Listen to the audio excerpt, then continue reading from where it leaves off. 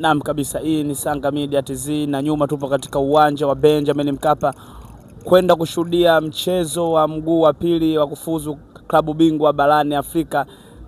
Dar es Salaam Young Africa akimkaribisha Wydad kutoka Angola. Na hapa tupo na shabiki wa Yanga kindaki si mgeni katika chaneli hii ya Sanga Media TZ.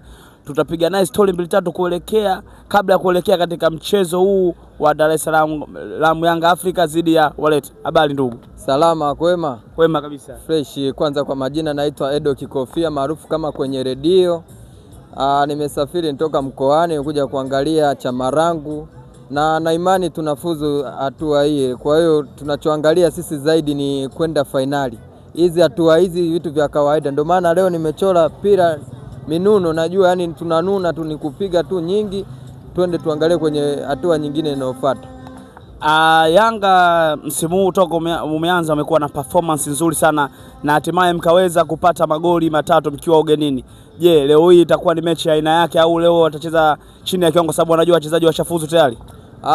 Mimi kwanza nimemwangalia kocha wangu hata jana alivyosema kwamba sisi tuangalie kwanza mazuri yanakuja mbeleni.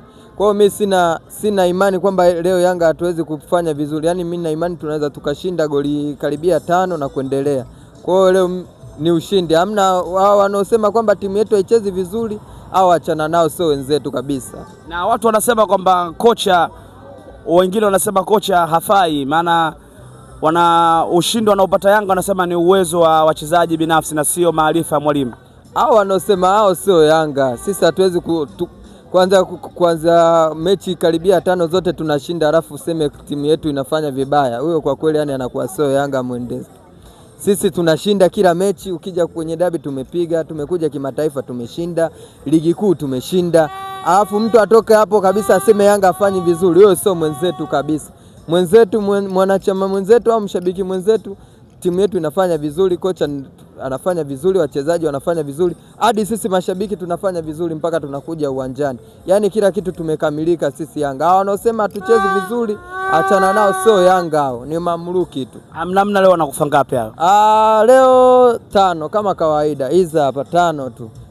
Pira minuno na tunashinda goli 5 na kuendelea. Asante sana. Au nataka nikupe surprise na wanaoshinda? Nipe surprise. Kwanza Mdathiri haya kama kawaida simu zinapiga. Tunakuja hata kwa Mwamnyeto leo anajitwisha bonge la heda. Tunakuja goli la 3 anafunga Pacome Zuazoa, goli la 4 na la 5 siri yangu. Asante sana. Haina shida.